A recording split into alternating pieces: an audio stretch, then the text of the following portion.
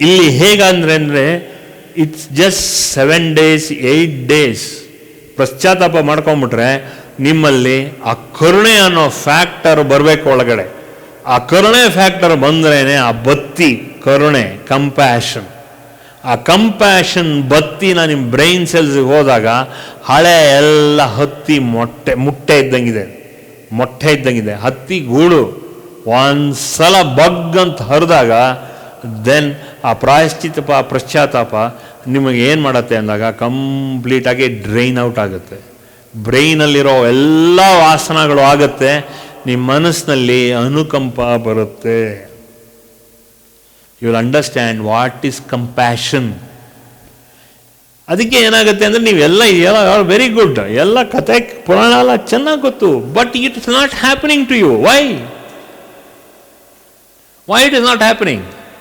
ವಿವೇಕಾನಂದರ ಬಗ್ಗೆ ಗೊತ್ತು ನಿಮಗೆ, ರಾಮಕೃಷ್ಣ ಬಗ್ಗೆ ಗೊತ್ತು, ನಿಮಗೆಲ್ಲ ಸಾಧು ಸಂತರು ಎಲ್ಲ ರಮಣ ಮಹರ್ಷಿ ಗೊತ್ತು, ಎಲ್ಲ ಗೊತ್ತು ನೀವು. But what is it that is differentiating you and him? You know universal consciousness, ವಿಶ್ವ ಚೈತನ್ಯದ ಬಗ್ಗೆ ನಿಮ್ಗೆ ಗೊತ್ತು. ಅದರ ಬಗ್ಗೆ ನೀವು ಬೇಕಾದ್ರೆ ನನಗೆ 10 ಪೇಜ್ ಒಂದು ಎಸ್ಸೇನೂ ಬರೆದು ಕೊಡ್ತೀರಾ. You are ready to do everything. Okay, you know English, you know Kannada, you know Tamil, whatever said and done, language is fantastic for you. But what is not making you to get enlightened? It is basically the factor of compassion and the factor of you draining out your brain. Ivattu service wash tara, today I have decided to brainwash you. Because ಎಷ್ಟೋ ಜನ್ಮದ ವಾಸನಗಳು ಬರುತ್ತೆ.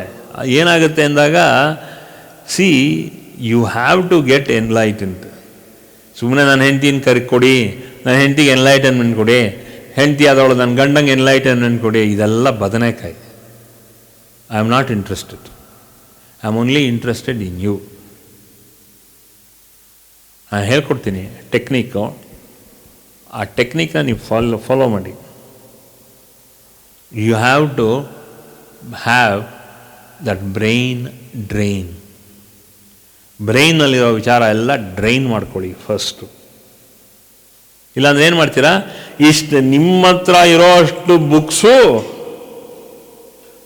ಒಂದು ದೊಡ್ಡ library, ಒಂದು mobile library ಅಲ್ಲ, ಇನ್ನೊಂದು 3 room ಮಾಡ್ಕೋಬೋದು, ಅಷ್ಟು ಬುಕ್ಸ್ ಇದೆ ನಿಮ್ಮ ಹತ್ರ. But what is the point? First, link yourself to brain drain. ಹಳೆಯ ವಾಸನೆಗಳನ್ನೆಲ್ಲ ತೆಕ್ಕೊಳ್ಳಿ. ಆಗೇನಾಗುತ್ತೆ, ಈ ಮೋಹ ವ್ಯಾಮೋಹ ಹೊಟ್ಟೋಗುತ್ತೆ. ಈ ಒಂದು ಸಲ ಈ ಬಗಳ ಹತ್ತಿಸ್ಬಿಟ್ರೆ ದೆನ್ ಎಲ್ಲ ಹಳೆಯ ಕಸ ಎಲ್ಲ ಹೊಟ್ಟೋಗುತ್ತೆ. ನೀವೇನು ಮಾಡ್ತಾ ಇದ್ದೀರಾ, ಆ ಕಸದಲ್ಲಿ ಕೆದಕ್ತಾ ಇದ್ದೀರಾ. ಶೋ ಮಿ ಒನ್ ಎನ್ಲೈಟೆಂಡ್, ನನ್ನ ಪ್ರತಿ ವಾರ ಅದನ್ನೇ ಹೇಳ್ತಾ ಇರೋದು, show me one enlightened person, one man who is aware. ಒಂದು ಸ್ವಲ್ಪ ಅವೇರ್ನೆಸ್ ಇದ್ರೆ ಸಾಕು. He will be on the verge of enlightenment. Awareness ಇದ್ರೆ ಸಾಕು. He is conscious. Because he is alive, because he will know very well. He knows very well.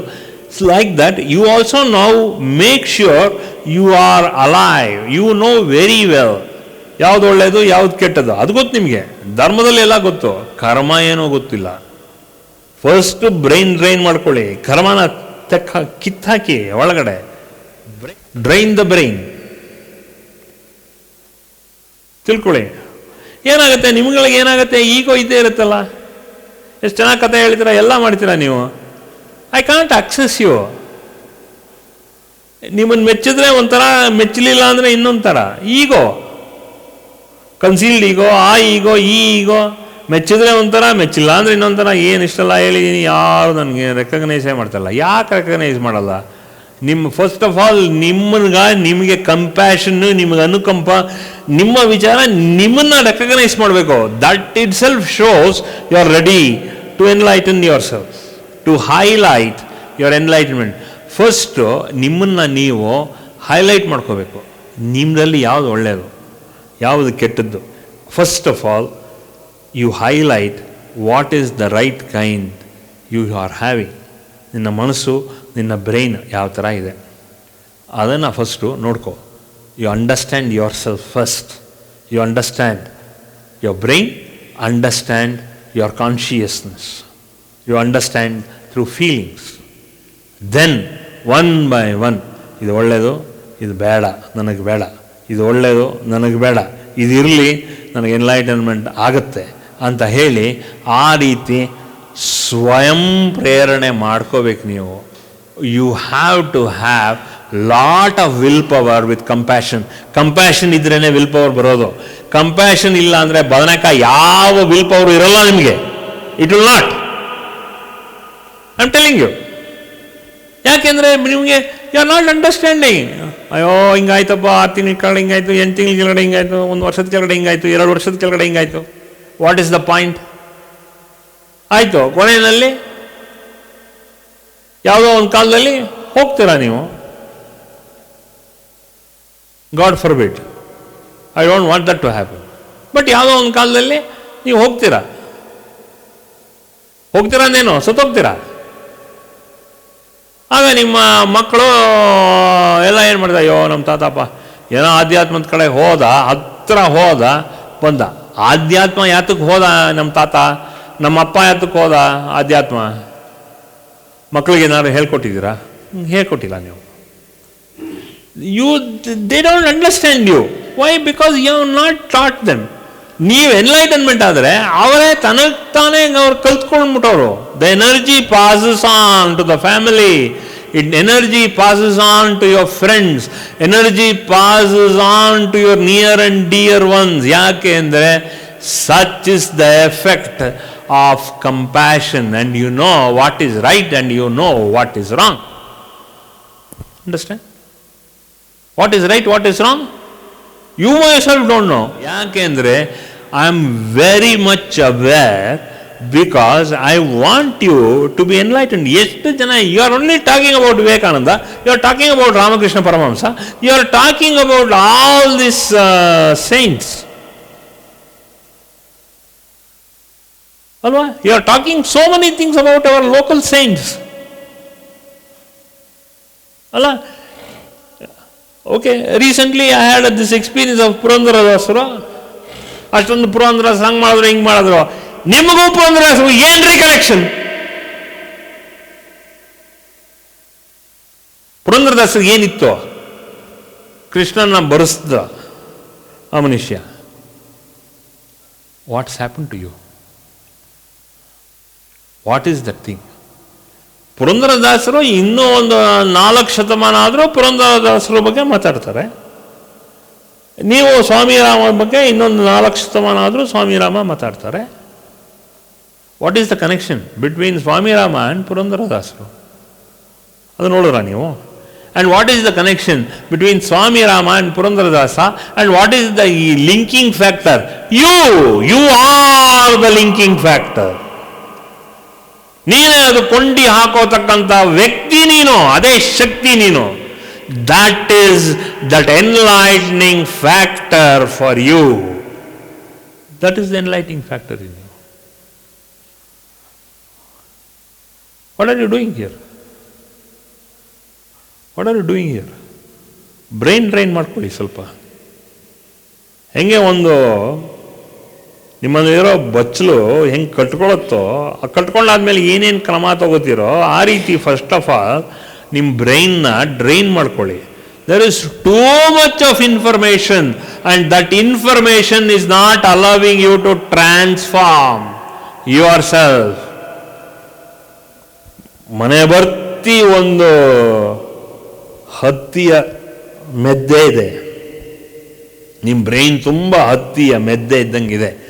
Just ಒಂದು ಗೀಚು, ಹತ್ತಿಗೆ ಸ್ವಲ್ಪ ಒಂದು ಗೀಚು ಕೊಟ್ಟರೆ ಉರಿದೋಗುತ್ತೆ, 1 ನಿಮಿಷದಲ್ಲಿ ಉರಿದೋಗುತ್ತೆ. ಅದೇ ರೀತಿ ನೀವು ಮಾಡಿರೋ ಸಾಧನೆಗಳು 5% ಸಾಧನೆ ಮಾಡಿದ್ರು ಕೂಡ 500% ಆ ಜ್ವಾಲೆ ಎನ್ಲೈಟನ್ಮೆಂಟ್ಗೆ ಕರ್ಕೊಂಡೋಗಿ ಬಿದ್ದುಬಿಡುತ್ತೆ. ಬೇಡದೇ ಇರೋ ವಿಚಾರ ತಲೆ ಒಳಗಡೆ ತುಂಬ ಇದೆ. You are not allowing yourself to be transformed. This is the whole point. You have to transform yourself. So ಆದ್ದರಿಂದ ನಾನು ಇವರಿಬ್ಬರನ್ನ ಯಾಕೆ ಪಕ್ಕ ಕೂರಿಸ್ಕೊಂಡಿದ್ದೀನಿ ಅಂದಾಗ ಏನಾದ್ರು ವಿಚಾರ ಇದ್ದರೆ ಅದನ್ನು ಎಕ್ಸ್ಪ್ಲೈನ್ ಮಾಡೋಣ. Let us have one session. ಇಲ್ಲಿ ತಿರುಮಲ ಇದ್ದಾರೆ, ಇಲ್ಲಿ ಮೇಕ್ಲಾ ಇದ್ದಾಳೆ. ಸೊ ಅವ್ರೇನಾದ್ರು ಒಂದು ಏನೇ ವಿಚಾರ ಇದ್ದರೂ ಒಂದು ವಿಚಾರ ಹೇಳಿ, ಅದರ ಬಗ್ಗೆ ಎಕ್ಸ್ಪ್ಲನೇಷನ್ ಕೊಟ್ಟಾಗ ಅದರಲ್ಲಿ ಏನಾದ್ರು ಒಂದು ಕಿಡಿಗಳು ಹತ್ಸೋತಕ್ಕಂಥ ಕಿಡಿಗಳು, ನಿಮ್ಮ ಬ್ರೈನ್ನ ಡ್ರೈನ್ ಮಾಡೋತಕ್ಕಂಥ ಕಿಡಿಗಳು, ಅದರಲ್ಲಿ ಇನ್ಫಾರ್ಮೇಷನ್ ತೊಗೊಂಡಾಗ it will help you to transfer your self. I said, let us have that. Because we want you, rather I want you to be transformed into a flaming inferno. ಅಂದರೆ ಕಾಡು ಬೆಂಕಿ ಹತ್ತಿಸ್ದಂಗೆ ಹತ್ಕೋಬೇಕು ನಿಮ್ಮ brain. ಯಾವ ಅಲ್ಪ ಸ್ವಲ್ಪ ವಾಸನಗಳು ಏನಿದ್ರು ಅದು ಹಂಗೆ ಸುಟ್ಟು ಬೂದಿಯಾಗಿ ಅದು ಅಡ್ರೆಸ್ ಕೇಳ್ದಿದ್ದಂಗೆ ಆಗಬೇಕು ನಿಮ್ಮ ಬ್ರೈನಲ್ಲಿ. ಯಾಕಂದರೆ that will transform your brain and that energy will go on transmitting to your children. ಯಾಕೆ ಅಂದರೆ even your children, your father, your mother, if they are alive. So ಏನಾಗುತ್ತೆ ಅಂದಾಗ ಆ ಎಲ್ಲರಿಗೂ ಆ ಕಿಡಿಯಿನ ಶಾಖ ಆ ತಡೆಯುತ್ತೆ. That is called as that family energy. ಹೆಂಗೆ ನೀವು ಶ್ರಾದ್ದ ಮಾಡ್ತೀರೋ ಅದೇ ರೀತಿ ಪಿಂಡಗಳನ್ನು ಕೊಟ್ಟು ಅವರಿಗೆ ತೃಪ್ತಿ ಮಾಡ್ತೀರೋ ಅದೇ ರೀತಿ ನೀವು ಹೊಸ ಟ್ರಾನ್ಸ್ಫಾರ್ಮೇಷನ್ ಕೊಡಿ ಅವ್ರಗಳಿಗೆ. ನಿಮ್ಮ ಎನರ್ಜಿ, ನಿಮ್ಮ ಎನ್ಲೈಟನ್ಮೆಂಟ್ ಎನರ್ಜಿ ಅವ್ರಿಗೆ ಹೋಗಿ ಅವರನ್ನು ಅದು ಜ್ವಾಲೆಯಾಗಿ ಮಾಡಿ ಅವರ ಆತ್ಮಕ್ಕೆ ನೆಕ್ಸ್ಟು ಮೋಕ್ಷ ಸಿಗೋದಲ್ಲದೆ, ಈಗ ಮೋಕ್ಷದಲ್ಲಿದ್ದರೆ ಅದನ್ನು ಮುಕ್ತಿಗೆ ಸಿಗಲಿ. So that they will not get caught in the process of life and death, transmigration. ಅವರಿಗೆ ಮುಕ್ತಿ ಕೊಡಿ, ಮೋಕ್ಷ ಅಲ್ಲ. ನಮ್ಮ ಸನಾತನ ಧರ್ಮ ಹೇಳುತ್ತೆ ಮೋಕ್ಷ ಕೊಡಪ್ಪ ಅಂತ. ನಿಮ್ಮ ತಂದೆ ತಾಯಿಗೆ ಬದುಕಿಲ್ಲ ಅಂದರೆ ಅವ್ರಿಗೆ ಮೋಕ್ಷ ಅಲ್ಲ ಅದು.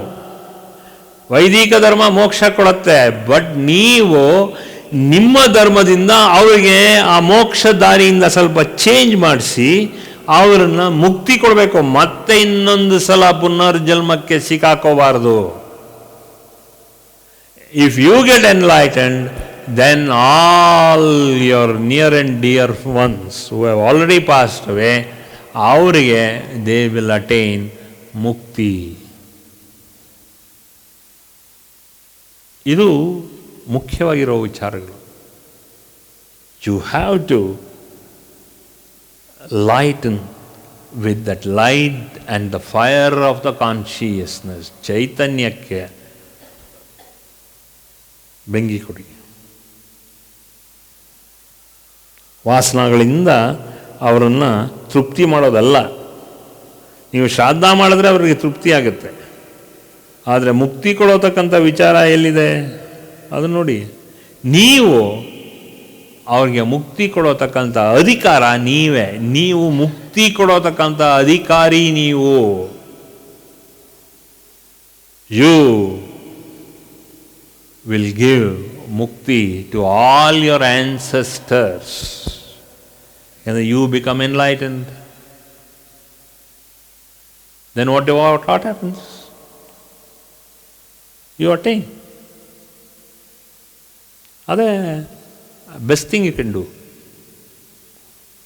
ಇಲ್ಲಾಂದರೆ ಏನು? What is the point in life? That is very important for you to understand. Okay, good.